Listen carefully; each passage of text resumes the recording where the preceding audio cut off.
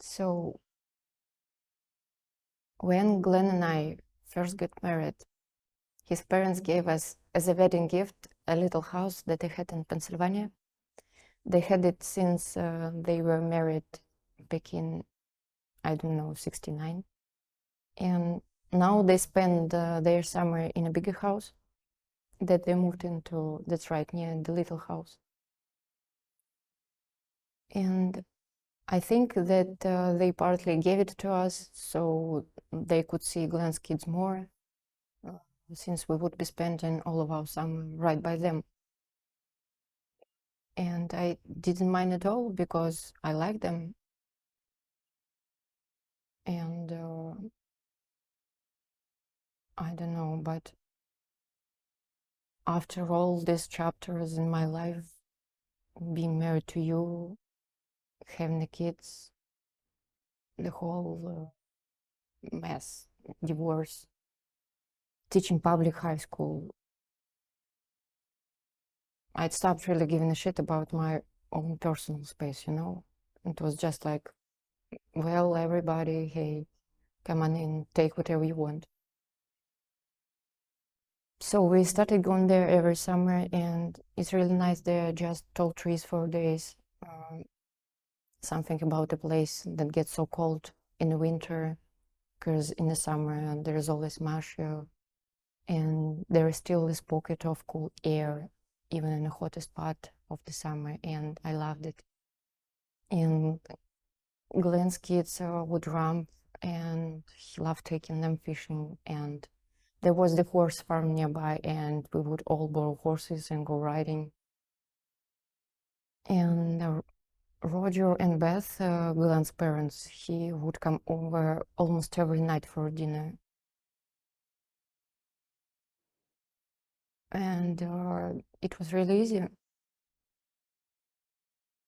I didn't mind that it was all Glenn's family, his parents, his kids, and then me. I was okay with that. I just thought, well, I can do this as long as it works. And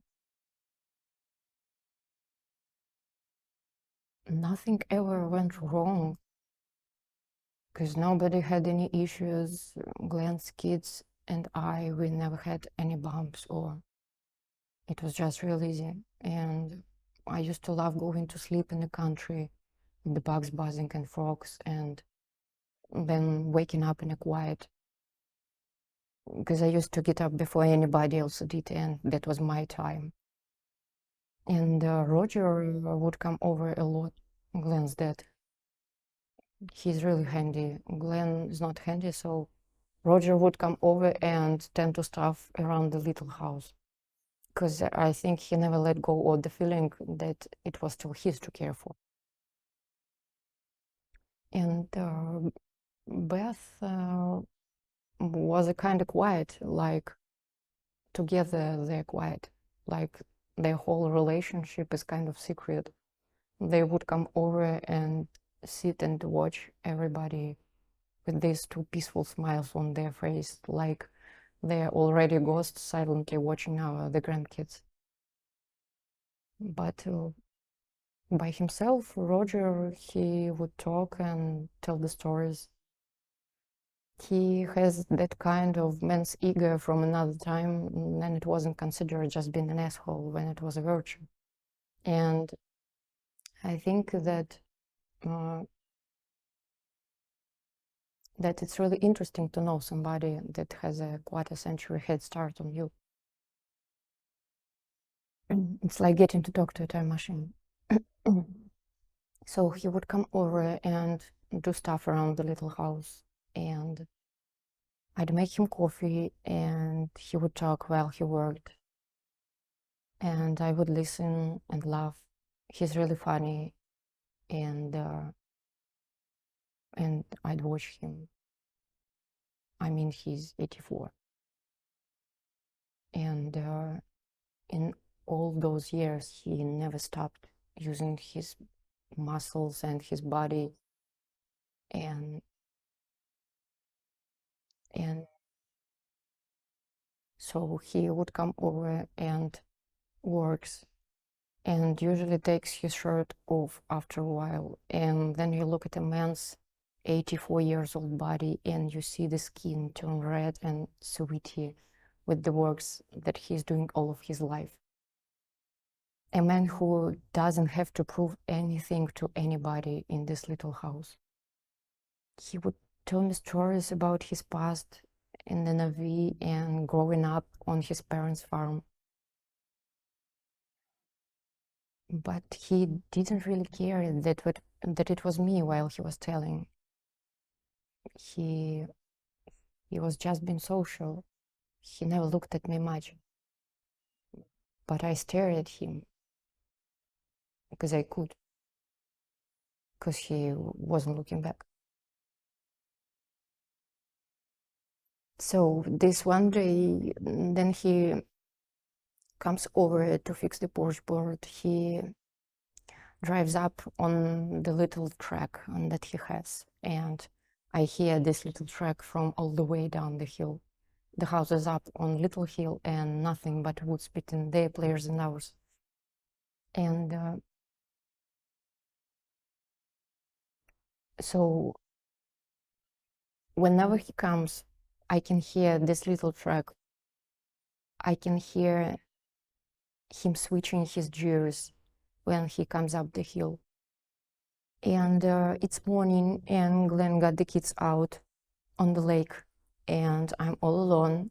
I'm sunbathing out on the lawn, which feels stupid, but I just wanted to feel the sun on my body and I'm all alone, so who cares? And I'm laying back in the chairs in my only bikini that I ever bought myself.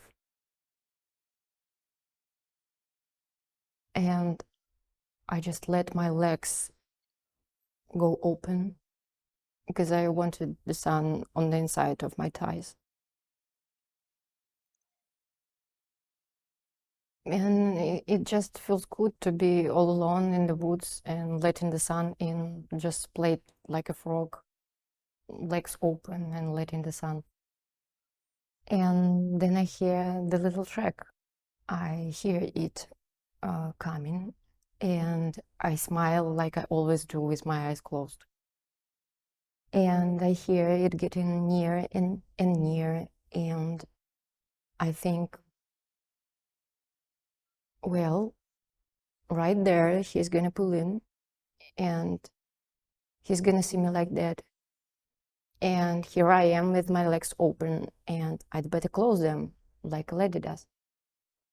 And then I thought, well, what if I don't? What if I lay here with my legs open and my eyes closed and let him see? And the thought of that, it made my heart go really fast. I kept my eyes closed, and the closer that the sound of this little track got, the more I got. Oh my God, I just stayed there and tried to sort of make it look like I was sleeping, but who sleeps like that? And I hear this little track pull into the little space in front of the house, and I have to.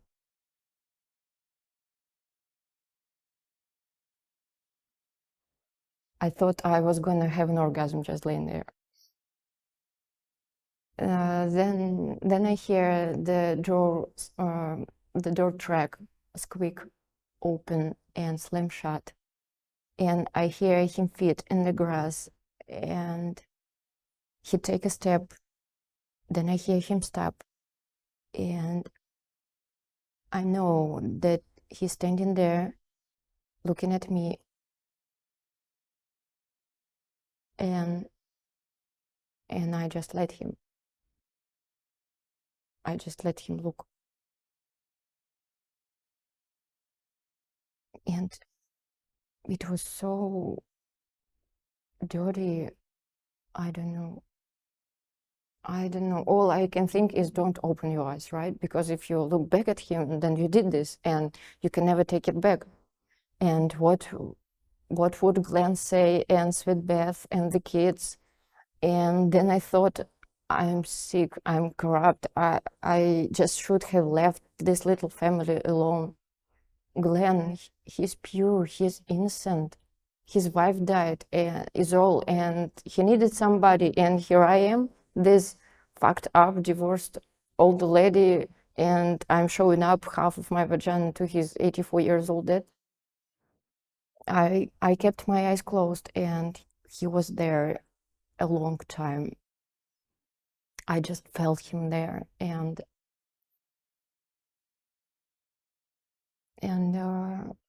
it was the most erotic thing ever.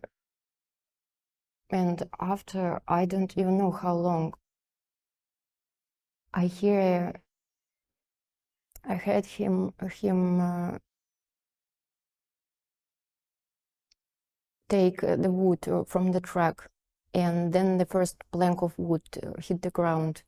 I got up, I pulled her up on my bottom, and I just like always, I made him coffee, and I watched him work, and he would talk.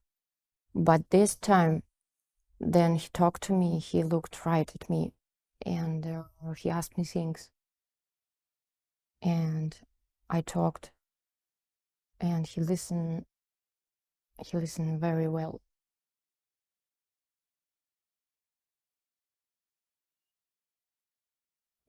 That's all that happened that day. I mean, that was it.